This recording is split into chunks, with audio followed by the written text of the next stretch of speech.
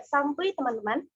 Kami dari kelompok 1 kelas 16 Pendidikan Kewarganegaraan di bawah pengajaran Ibu Lila Pelita Hati Ginting, FSI. Jadi sekarang kita mau ngapain nih? Yap, sebenarnya kita mau debat, tapi debat versi anak muda lah ya.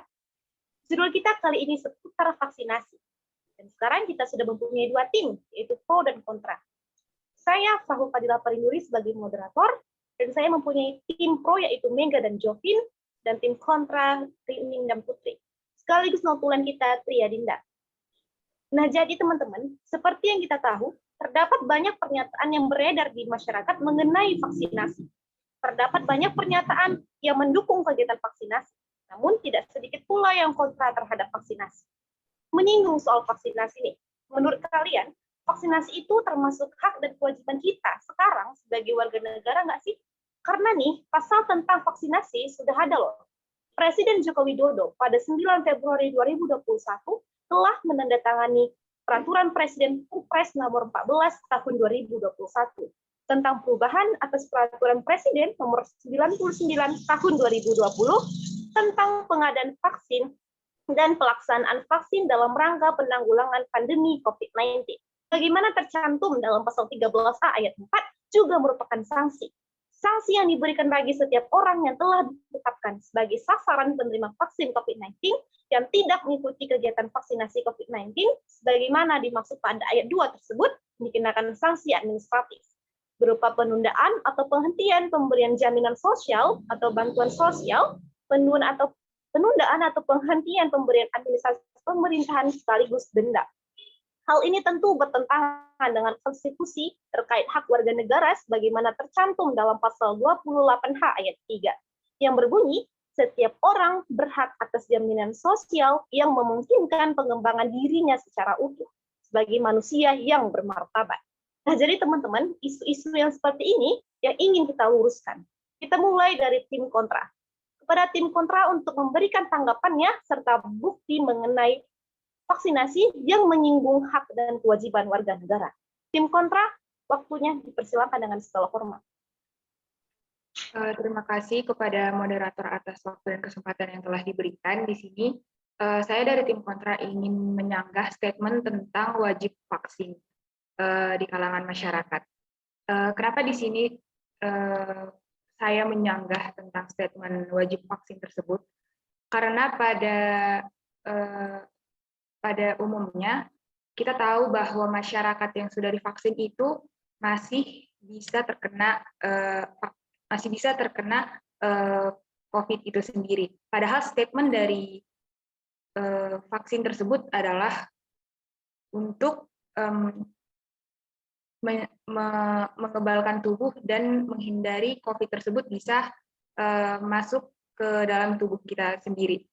Nah, juga di kalangan masyarakat ini kita tahu bahwa efek samping dari vaksin tersebut itu bisa menyebabkan timbulnya penyakit baru, misalkan seperti demam, penyakit jantung, dan lain sebagainya.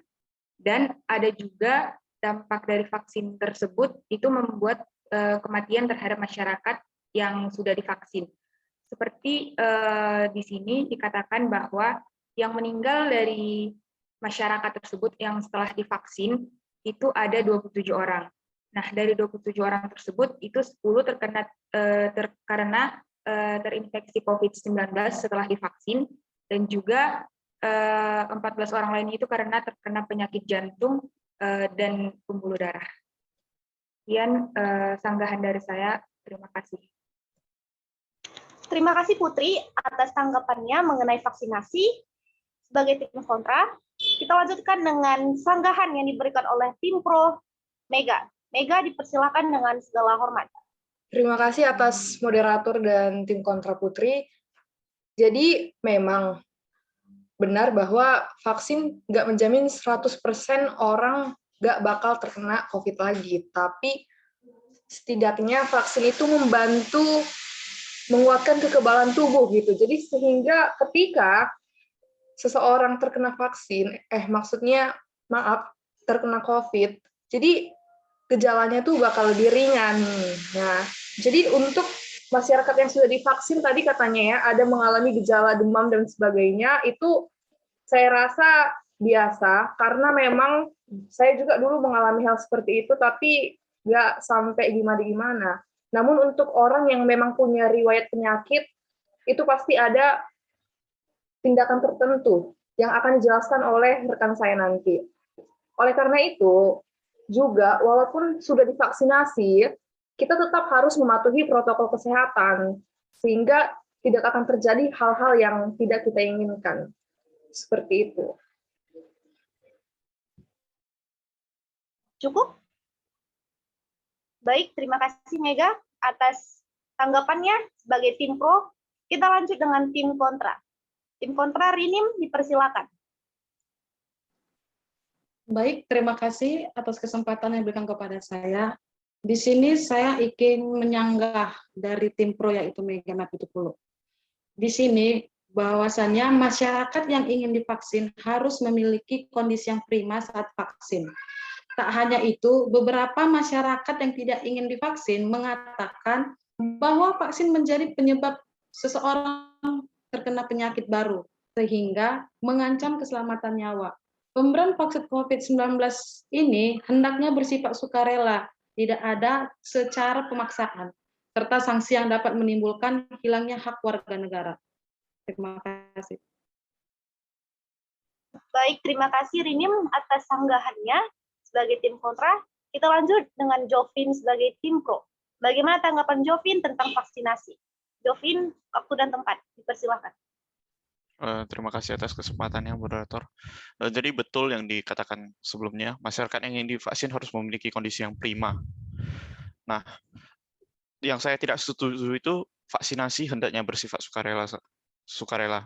Vaksin COVID ini harusnya bersifat wajib, karena coronavirus ini seperti yang kita tahu menyebar dan mematikan.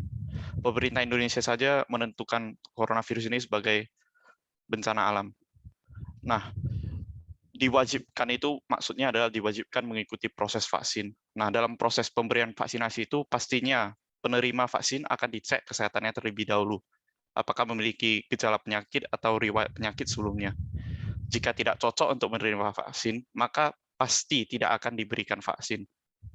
Memang merupakan hak warga negara untuk memiliki kelangsungan dan kesejahteraan hidup sendiri, tapi COVID ini bukan hanya masalah pribadi, melainkan masalah seluruh Indonesia. Sekian, terima kasih. Saya ingin menambahkan. Jadi memang jikalaupun seseorang itu memang tidak bisa divaksin karena mempunyai riwayat penyakit tertentu, maka harus diminta surat keterangan dari dokter gitu, yang kredibel sehingga dapat terjamin kebenarannya. Jadi bukan menolak vaksin karena adanya hoax-hoax yang tidak berdasar yang tersebar di kalangan kita, seperti itu. Baik, terima kasih Mega atas tambahannya sebagai tim pro. Ada lagi yang ingin disampaikan tim kontra? Apakah sudah cukup? Cukup. Saya rasa cukup lah ya. Baik, kepada Notulen untuk memberikan kesimpulan dari debat yang sudah kita lakukan hari ini. Kepada Tria Dinda, waktu dan tempat dipersilahkan. Baik, terima kasih saya ucapkan kepada moderator karena sudah memberikan saya waktu untuk menyampaikan kesimpulan pada debat kita pada kali ini. Kesimpulan dapat kita ambil pada debat kali ini yaitu coronavirus merupakan pandemi yang tak pelai usai sampai saat ini, sehingga pemerintah membantu menangani masalah ini dengan membuat program wajib vaksin. Namun, terdapat beberapa faktor yang mengakibatkan masyarakat tidak dapat menerima vaksin dikarenakan mempunyai masalah yang serius seperti jantung, stroke, dan lain-lain, sehingga memilih hak untuk menolak vaksinasi. Oleh karena itu, sebagai warga negara Indonesia yang mempunyai standar kesehatan yang baik, harus memenuhi kewajiban untuk melakukan vaksinasi. Sekian kesimpulan yang bisa kita ambil dari debat kali ini. Terima kasih, saya kembalikan kepada moderator. Baik, dengan kesimpulan yang telah diberikan oleh Notulen, maka berakhirlah sesi debat kita hari ini. Saya, Fahul Fadila Parinuri, sebagai moderator mengucapkan terima kasih kepada audiens dan tim pro serta tim kontra dan Notulen juga. Banyak terima kasih dan selamat sore.